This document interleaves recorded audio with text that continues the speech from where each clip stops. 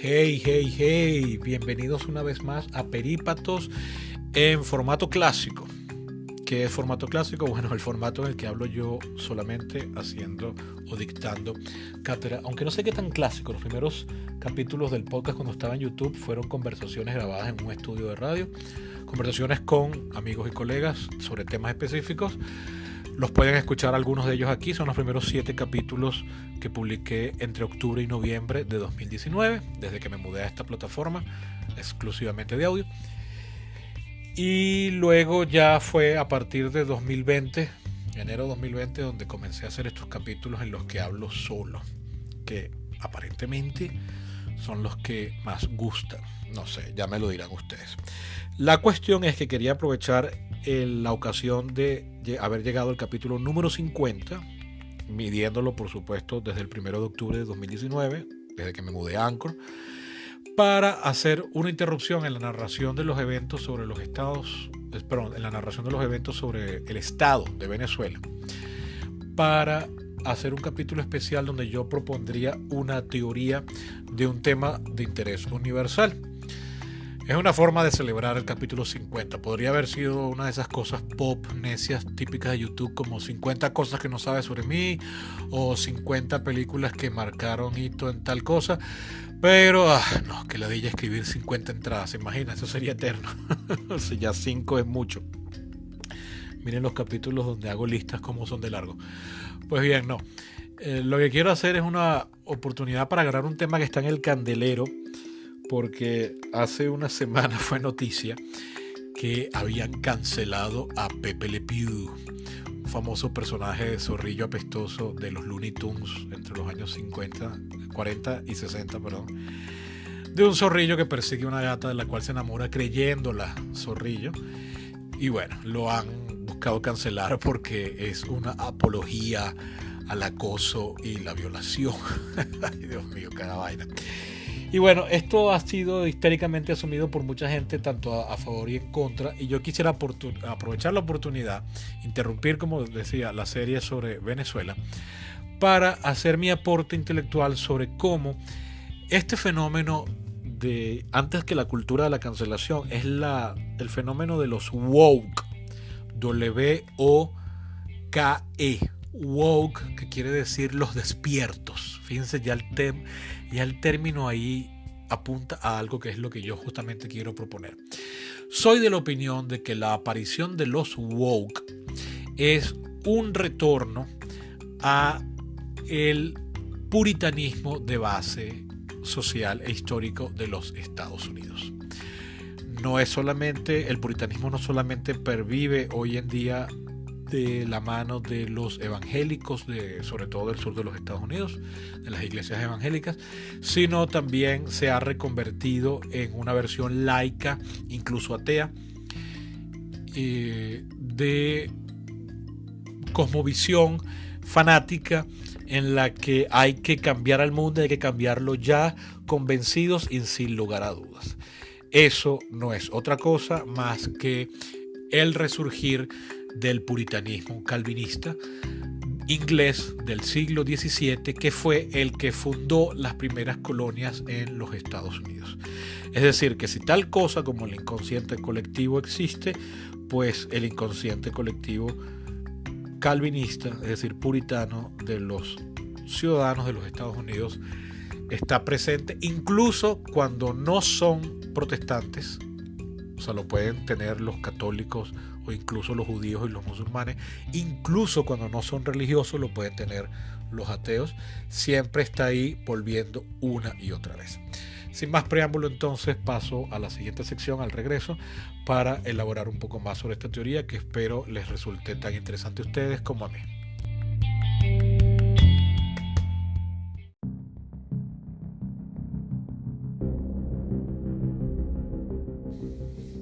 Ahora bien, cuando digo que el woke americano moderno, que quiere decir el despertado, el que vio la luz, el que dejó de estar en tinieblas, es la pervivencia moderna del puritano, me obliga, por supuesto, a definir ¿qué es un puritano?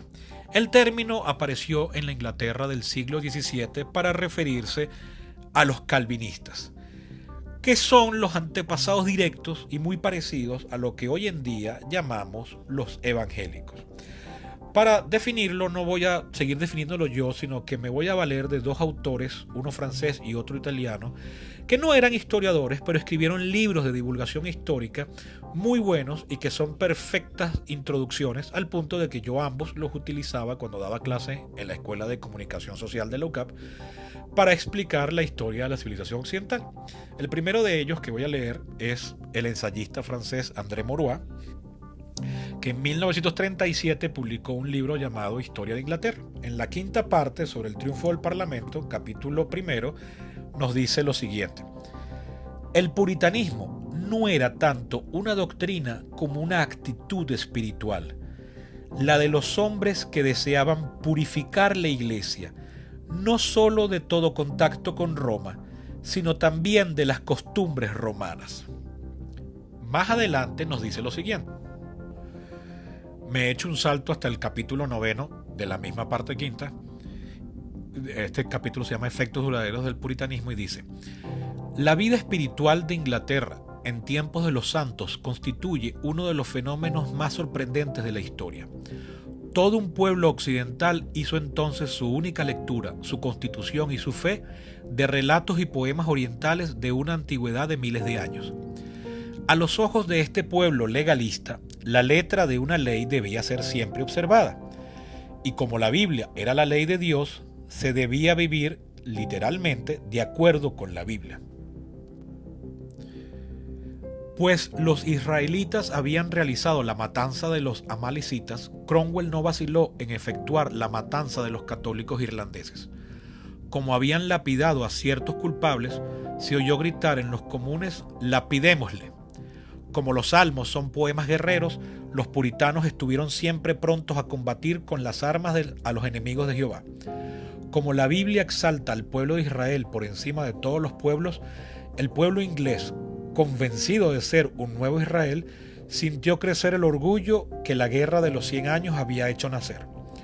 Un Milton pensaba que si Dios tenía en este mundo alguna misión difícil que cumplir, llamaba para ello a sus ingleses.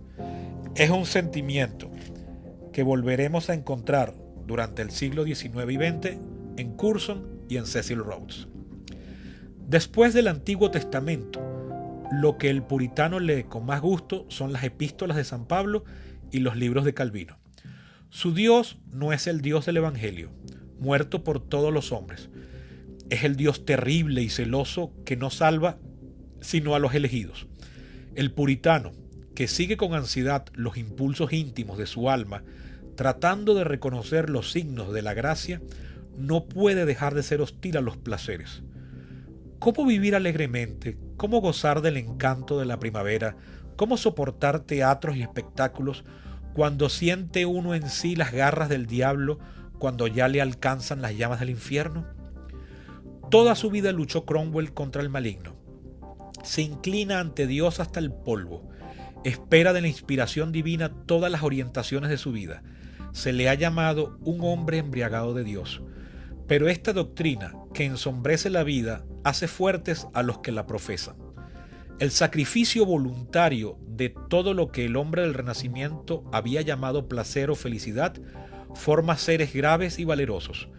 Hombres que tienen tal miedo del pecado han de mostrarse soldados disciplinados, comerciantes leales, obreros laboriosos. Exigentes con los demás, lo son también consigo mismos. Cuando los veteranos de Cromwell fueron licenciados, ninguno se reclutó entre los vagabundos ni entre los bandidos. Los mismos realistas confesaron que en todas las ramas de la industria honrada prosperaron más que los otros hombres, y ninguno de ellos pudo ser acusado de latrocinio ni de bandidaje, y que si un panadero, un albañil o un carretero se hacía notar por su sobriedad o su actividad, probablemente se trataba de un antiguo soldado de Oliver. Me salto un párrafo para seguir. Durante el reinado de los puritanos, la vida, en la medida en que ellos pudieron regularla, fue bastante triste. Estaban prohibidos los placeres favoritos de los ingleses. el teatro, las carreras de caballos, las riñas de gallos. El domingo, las patrullas recorrían las calles para obligar a que se cerraran las tabernas. Toda persona debía pasar esta jornada en familia leyendo la escritura y cantando salmos. Los domingos, en la ciudad de Londres, no se oía más que el rumor de las oraciones o de los cánticos que salían de las iglesias. En 1644, el Parlamento prohibió en días festivos vender mercancías, viajar, transportar bultos, tolerar repiques de campanas, tiros, mercados, cantinas, danzas, juegos, bajo la multa de 5 chelines por persona mayor de 14 años. Cuando un niño era culpable de tales faltas, pagaban sus padres o tutores.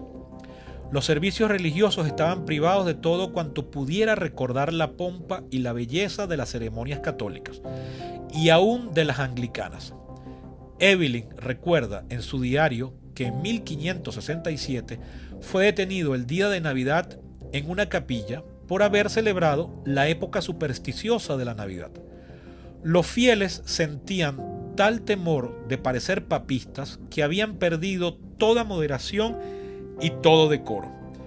Leen y rezan sin método, sin respeto y sin devoción, dice todavía Evelyn. Yo he visto a toda una congregación permanecer con el sombrero puesto durante la lectura de los salmos. En algunos templos no leen las escrituras, sino que rezan oraciones insípidas, seguidas de un sermón que no comprenden ni los que escuchan ni los que lo pronuncian, pero que es extraordinariamente largo. Muchas iglesias están ahora llenas de bancos cerrados, donde los asistentes se encuentran aislados por grupos de 3 o 4. Este banco cerrado será uno de los signos del individualismo puritano y uno de los temas de discusión entre la alta iglesia y la iglesia baja. Luego salto otro párrafo y le sigo. Sucedió con la tiranía puritana como con todas las que pretenden transformar las costumbres. Una minoría se somete por convicción, la mayoría por temor, y la sumisión de esta última es más aparente que real. Basta leer las cartas de Dorothea Osborne a Sir William Temple para comprender cómo en numerosos castillos, granjas y cabañas los hombres y las mujeres de entonces trataron de llevar sin ruido, fuera de su tiempo, una vida humana y natural. Hago otro salto. Después de la Restauración, el espíritu puritano debía, a su vez, conocer las persecuciones. Estaba, sin embargo, destinado a sobrevivir. El disidente, el hombre que no acepta conformarse, que reclama para su conciencia el derecho de juzgar todos los casos, que se habitúa a formar parte de una minoría, a gozar de esta situación y que, hecha su elección, permanece fiel a ella, aún con peligro de su felicidad o de su vida, será por siempre uno de los tipos ingleses más notables y más duraderos. Le apasione la cuestión religiosa o la cuestión política, sea cual sea el objeto de su fervor, se mostrará fuerte, obstinado, incorruptible. Él será quien lleve adelante la lucha contra la esclavitud, contra la prostitución, contra la guerra, y quien mantendrá hasta nuestros días la tristeza del domingo inglés. El carácter inglés le deberá algunos de sus rasgos más bellos y algunos de los que lo hacen odioso. La seriedad, la fidelidad, la incorruptibilidad figuran entre sus atributos. Pero también en ocasiones la duplicidad, pues la naturaleza humana es más compleja de lo que hubiesen querido los calvinistas. La verdad no es que unos espíritus encierran a Dios y otros a Satán, sino que en cada uno de nosotros Dios y Satán batallan. Para no aceptar sus malos pensamientos inevitables, los puritanos se esforzaron por interpretarlos mediante discursos piadosos.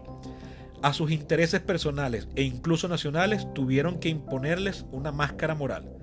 En esto, como en otras muchas cosas, un gran número de ingleses estaban destinados a conservar el modo de pensar puritano. Y Disraeli, 3 siglos después, tuvo que reconocer que nadie puede gobernar Inglaterra contra la conciencia no conformista. Sé que los puedo tener mareados, pero quiero dejar que estos autores hablen por mí para yo después meter mi argumento. Voy a saltar ahora a otro autor, esta vez el periodista italiano Indro Montanelli, en su libro de 1968, la Italia de la Contrarreforma. Este es otro autor que yo mandaba a leer en clase. En el capítulo 41, a partir de un párrafo dice: el calvinista, o puritano, como lo llaman en Inglaterra, es el hombre del deber, esto es, del sacrificio, en familia, en el trabajo y en la sociedad. En vez de ir a rezar en un convento, como hacían sus antepasados medievales, porque en su moral esto equivale a una deserción y la plegaria no sirve de nada, transforma en convento su casa, su tienda, su gremio.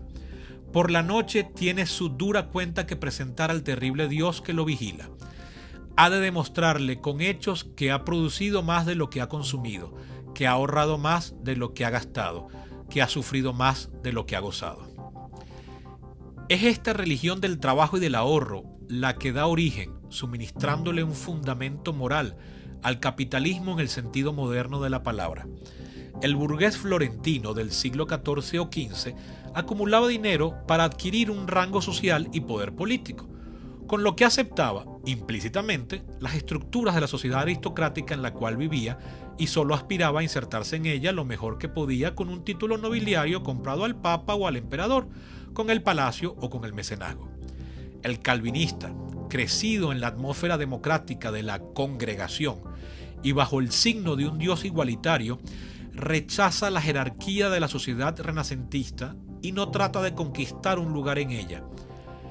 Y ve en el dinero no un instrumento de fuerza política o de promoción social, sino un signo de la gracia. El rico, en el credo calvinista, es el elegido. Entregado a la soledad de su propia concepción religiosa, prisionero de todas las renuncias que se impone, comenzando por la de los sentidos, ahorrativo hasta la avaricia, intransigente con los otros como lo es consigo mismo, enemigo de todo lujo u ostentación, siempre pronto a endilgar su discurso de citas bíblicas y a juzgar a todos y todo desde lo alto de su orgullosa certeza de pertenecer a los ungidos por el Señor. El calvinista es un personaje de difícil trato, a veces francamente desagradable, pero representa el elemento propulsor del mundo moderno. Él instaura la civilización del trabajo y de la eficiencia, de los cuales somos hijos. Es él, en su calidad de emprendedor y de capitán de industria, quien va a quitar el papel de protagonista al militar y al prelado, subvirtiendo la estructura de la sociedad tradicional.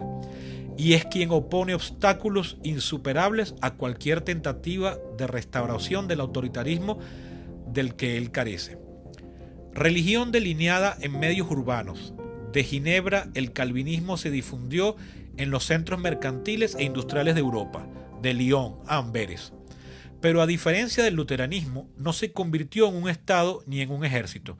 Tiene un único refugio, pero inexpugnable: la conciencia, que Calvino finalmente ha librado de toda presión exterior y restituido a su plena y absoluta responsabilidad. Fin de la cita. Esto es la mentalidad del puritano, evidentemente en clave religiosa.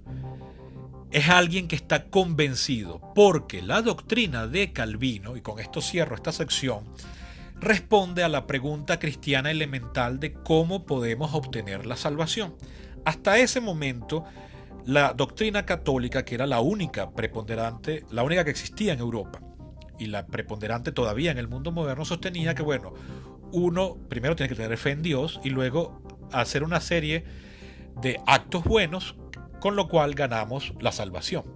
Calvino sostiene que esto es contradictorio con la doctrina de la primacía de Dios, porque implica que Dios tiene que esperar a ver cómo nos portamos nosotros para decidir si nos salva o no.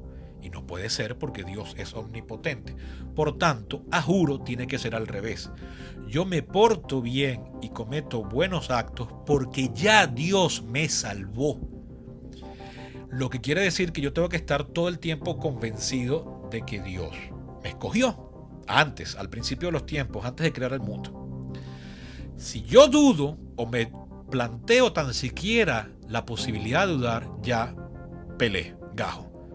No estoy elegido, porque Dios me hace a mí convencido de mi salvación. Eso implica entonces que el calvinista o puritano, como lo llaman los ingleses, está siempre convencido de su escogencia por Dios, por tanto de lo correcto, de su superioridad moral, de que no puede caber duda alguna. ¿Cómo puede entonces eso pervivir hoy en día? Lo explicaré en la siguiente sección.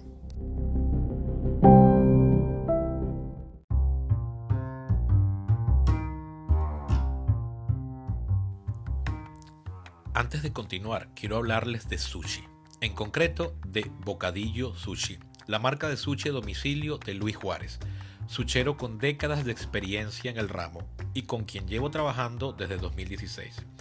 Miren, se los voy a poner así. Antes de conocer a Luis, a mí no me gustaba el sushi y ahora soy un fanático. Pero no se conformen con lo que les digo. Vayan a su cuenta de Instagram y vean las fotos y lean los testimonios. Si viven en Caracas, les recomiendo su bandeja de 3 roles, que equivale a 30 piezas. Y si llaman de parte mía, Sebastián Cova, les regalarán una bandeja extra de ensalada dinamita. Vayan a Bocadillo Sushi en Instagram y hagan la prueba. Si no viven en Caracas, no importa, porque pueden darle ese regalo a alguien que quieran y que viva aquí, pagando por Zelle o PayPal. Bocadillo Sushi, el mejor sushi para llevar.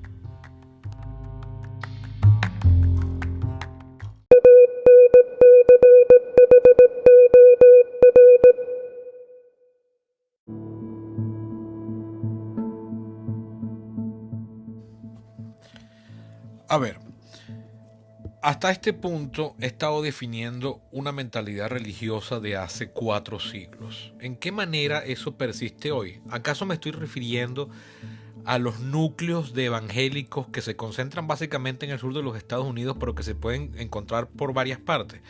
No. Eso es un atavismo raro. Hay un documental de la televisión alemana que les recomiendo. Está disponible en YouTube. Por lo menos de este lado del mundo. Aparentemente en Europa no se lo puede ver, a menos que sea en Alemania. Eso lo he pasado a gente que está allá y no ha podido verlo. Y ustedes ponen en YouTube DW, que son las iniciales de Deutsche Welle, televisión alemana. DW documentales, iglesias evangélicas en Estados Unidos, y les aparece un documental cuyo título completo es El poder de la fe, iglesias evangélicas en Estados Unidos, dirigido por Sarah Fourier. Fue estrenado en español en enero de este año 2021, pero creo recordar que originalmente es de 2019.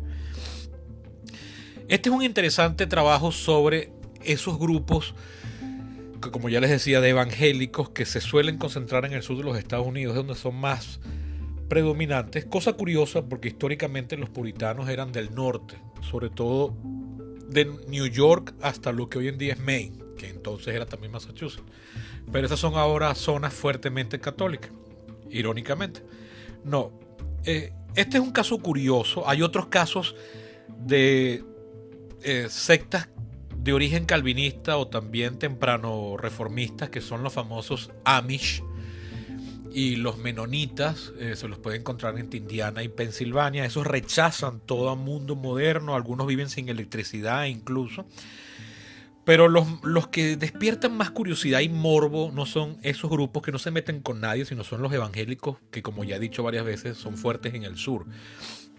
De hecho son unos 60 millones y están muy bien representados aquí. No, esta gente es contradictoria, sí, es fascinante lo contradictoria que es, porque son literalistas bíblicos, es decir, asumen que el universo es como está descrito en la Biblia, literalmente, es decir, que la Tierra solo tiene 6.000 años de antigüedad, que hubo un diluvio, que de verdad existió Noé, que tenía 600 años, que de verdad hubo Adán y Eva.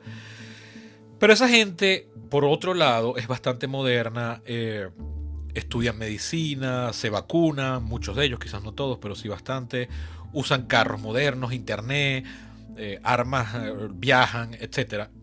Es decir, esa gente es contradictoria, pero no es a lo que me estoy refiriendo. Yo no me estoy refiriendo es a la ética puritana. Que, ojo, cuando yo les describía en la sección anterior la mentalidad puritana, no todos los fundadores de las colonias inglesas en América del Norte fueron puritanos. De hecho, cuando les leía pasajes de André Maurois sobre cómo fue Inglaterra durante el periodo de dominio puritano, que solo fueron unos 10 años, no toda Inglaterra era puritana. De hecho, la religión predominante entonces y todavía hoy en Inglaterra era la anglicana, que es una versión nacional del catolicismo. Es decir, es un catolicismo inglés que no obedece a Roma, sino obedece al rey. Y por tanto, igual pasó en las colonias de América del Norte. O sea, se fueron algunos puritanos que fueron importantes, pero no fueron todos. El sur de entonces eran anglicanos, estaba poblado por anglicanos. Algunas regiones del norte eran cuáqueras, perdón, del norte no, del centro eran cuáqueras, e incluso había colonias católicas. Pero la ética de los puritanos, como la describe muy bien Indro Montanelli e incluso también André Maurois, es tan fuerte que en un país que estaba relativamente virgen, porque la población indígena, que no era muy fuerte, no tenía los grados de complejidad de desarrollo que tenían las regiones conquistadas por España, fueron rápidamente expulsadas o marginadas.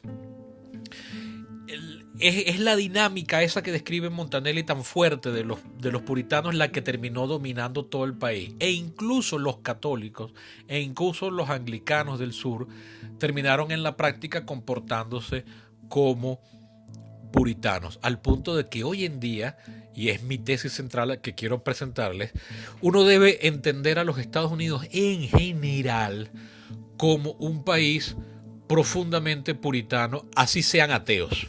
Muchos de ellos, así sean católicos, así sean de origen latino. Es posible que algún amigo mío latino, venezolano, que se fue a vivir para allá hace 20 años, se comporte hoy en día muy diferente a cómo se comportaría una persona de su misma familia que se mudó para Estados Unidos hace apenas 5 años. Porque tiene más tiempo inmerso en aquella cultura y ha adoptado más los cánones de la misma. ¿Que serían cuáles? Bueno, una cultura profundamente individual, centrada en la acción del individuo, muy dinámica, que todo el tiempo se está mudando de una parte a otra del país, por lo cual nunca se arraiga del todo, ergo nunca se ata a compromisos locales o a familismos, que pueden ser fuerzas profundamente antisociales, ahí donde uno las ve, y definitivamente muy anti-individuo. Fíjense que hay otro autor que les voy a mencionar. Este es un autor húngaro, pero que hizo buena parte de su carrera intelectual en los Estados Unidos, en Francia y en los Estados Unidos, pero estuvo mucho tiempo en los Estados Unidos, y escribe en un texto de 1978 llamado El modelo desfigurado, los Estados Unidos de Tocqueville a la era Carter, o a la época en que fue publicado el libro. Él dice en la introducción, página 11, si un francés, un danés, un japonés o un argentino hicieran hoy día la lista de los movimientos y las modas populares de los últimos decenios, se encontraría con que todos han sido mercancías de importación provenientes de América, es decir, de los Estados Unidos. Cabello largo, unisex, expresión corporal, sensitivity training, liberación de las mujeres, homosexualidad pregonada y oficializada, aborto a petición de las interesadas, permisividad, métodos no directivos en la enseñanza, educación sexual, pornografía legalizada, etc. Fueron, ante todo, intentos americanos por deshacerse del puritanismo, que sin embargo se pega a la piel como una túnica de neso. Esto significa que los Estados Unidos exportaron algo más que sus productos y su moda, exportaron su mentalidad, su psicología, sus conflictos interiores. Y en virtud de esto, católicos, budistas, musulmanes, animistas, incluso comunistas del mundo entero despertaron americanizados, es decir, protestantizados, puritanos, empapados en una problemática tan ajena a sus preocupaciones reales como el cabello largo de un cráneo rapado de un monje budista. Fin de la cita.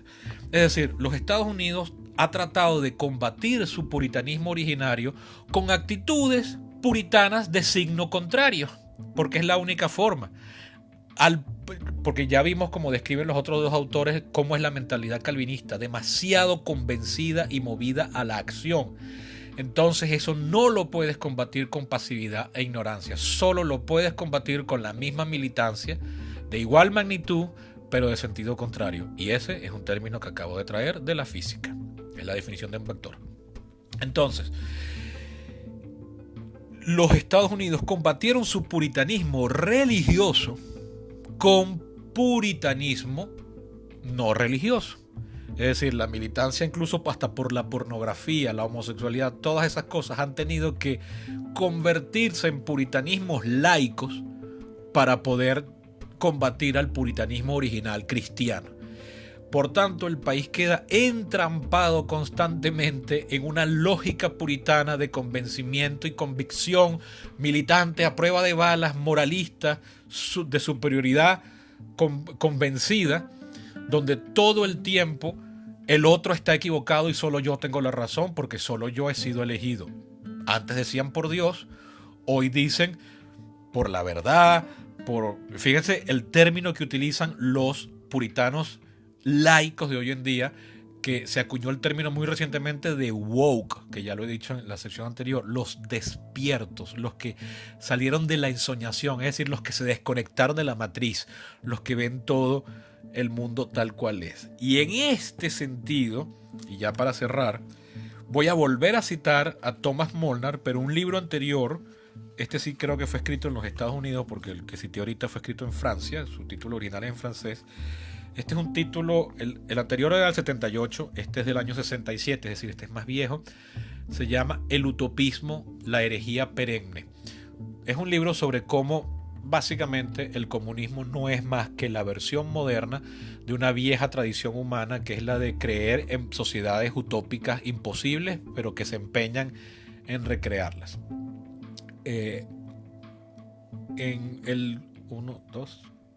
En el tercer párrafo de la introducción, página 9 de mi edición de Universitaria Buenos Aires, dice: cualesquiera que hayan sido sus logros constructivos o su destructividad, cualesquiera las evoluciones y transformaciones interiores por él sufridas, es evidente que no se le debe contemplar meramente como a una tendencia político-económica revolucionaria surgida como reacción al laissez-faire capitalista y al liberalismo del siglo XIX. Está hablando del comunismo, debí aclarar esto al principio, disculpe.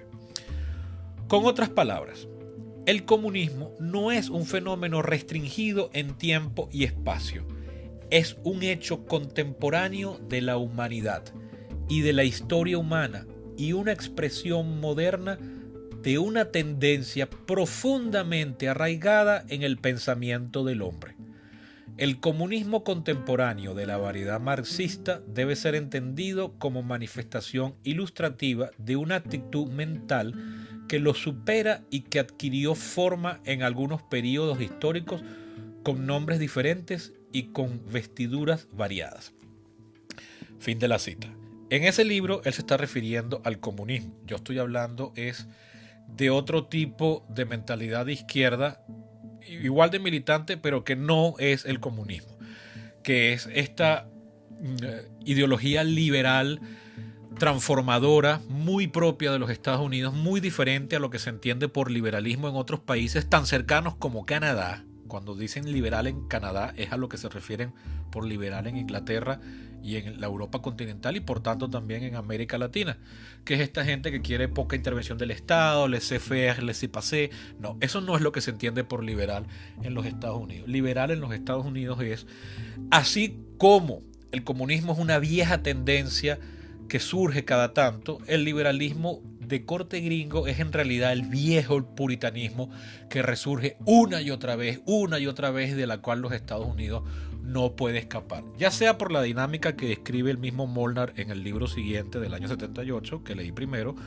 o ya sea por como plantea en este anterior del año 67, el utopismo, la herejía perenne, porque es simple y llanamente una condición humana que está ahí presente, que siempre nos vuelve y nos acosa, y siempre queremos cambiar a la sociedad y hacer el paraíso en la tierra. Creo que es más por lo que sostiene en el segundo libro, que fue el que leí primero. Es decir, es una condición particular de los Estados Unidos, fundada en una lógica puritana que se terminó adueñando del país. Solo se la puede terminar una fase de dicha puritanismo con otra forma de puritanismo. Al final, creo que puede terminar pasando como lo decía Moruá, una cita que ya leí en la sección anterior, cuando dice los efectos duraderos del puritanismo cuando dice: sucedió con la tiranía puritana como con todas las que pretenden transformar las costumbres. Una minoría se somete por convicción, la mayoría por temor, y la sumisión de esta última es más aparente que real. Hoy en día lo podemos ver cuando vemos a AT&T, la nueva empresa de telecomunicaciones. La nueva no, es una empresa de telecomunicaciones muy vieja, pero que recientemente es dueña de los estudios Warner y por tanto de HBO y New Line Cinema, como el año pasado, a raíz de los woke que surgieron de Black Lives Matter y las protestas raciales, quitaron de la plataforma de HBO Max la película Gone with the Wind. Después la volvieron a poner, pero en un primer momento la quitaron, más por miedo que por verdadera convicción. Y así está pasando. Esta semana fue noticia que Pepe Le Pew, ese famoso zorrillo de caricatura que entre los años 40 y 60 fue uno más de los personajes de Looney Tunes que la gente veía en el cine antes de una película, y luego generaciones posteriores como la mía lo vimos muchas veces por televisión, ha sido cancelado, ha sido purgado. O sea, fíjense, no se trata, así como los puritanos no querían solamente cortar con Roma, sino purgar de toda tradición romana, es decir, papista, la religión inglesa del siglo XVII. Hoy en día no solamente se trata de prohibir a los violadores, sino absolutamente todo lo que los recuerda, todo lo que recuerda el abuso sexual, todo lo que puede ser considerado apología. Y entonces, por tal caso, Pepe Le Pew ha sido cancelado. Ya no lo van a pasar por Cartoon Network y me imagino que, no sé, lo quitarán de la plataforma HBO Go, HBO Max, o como mis Blu-rays de Looney Tunes dicen al principio, ponen una advertencia que me recuerda que es producto de otra época y que no debe ser considerado como bueno. No era bueno hoy en día como tampoco lo era entonces. Ya veremos qué pasará. Pero muy posiblemente este episodio woke sea combatido por otro episodio woke de signo contrario. Y para esto quiero cerrar con una frase que dice el comediante americano Louis Black. Lo pueden ver en el capítulo 408 de la serie de Netflix Comedians in Car Getting Coffee. La temporada 4 es la que se llama Late Night Expresso. Buscan el capítulo 8 de la temporada 4 o de la colección 4, que es como lo llama Netflix, y buscan el capítulo de Louis Black que se llama At What Point Am I Out From Under. Louis Black es un comediante famoso porque todos sus especiales son molestos, arrechos. Tal es así que él participó en la película de Pixar del año 2015 llamada Inside Out, de Pete Docter, donde él hace la voz original en inglés de la ira. A él lo pusieron a hacer el sentimiento, el sentimiento de la furia dentro de la cabeza de la niña. Pues bien, Louis Black le dice en algún punto ahí a Jerry Seinfeld en ese genial programa, él les dice: los vamos a derrotar, tranquilo, los vamos a derrotar. Y Seinfeld dice: ¿qué? ¿Cómo? ¿Por qué crees? Y dice: bueno, mira, cuando yo empecé en la comedia en los 60 y los 70, los que nos jodían eran los conservadores y religiosos, los pro family value. Y nosotros insistimos y los combatimos, y ya al final desistieron y no nos jodieron más. Hoy en día nos vienen a joder desde la izquierda con su corrección política y nos hacen creer que lo que estamos haciendo está mal, pero nosotros, estoy parafraseándolo por supuesto y estoy extendiéndome de más, ¿no? Pero entonces él dice: nosotros simplemente con ignorarlos e insistir los vamos también a derrotar a ellos. Y así creo que es como finalmente puede o debe pasar. Pasarán los años y veremos. Y esa, bueno, ha sido mi reflexión, y me gustaría escuchar sus comentarios y a ver sus experiencias personales con el puritanismo americano, a ver qué opinan ustedes al respecto.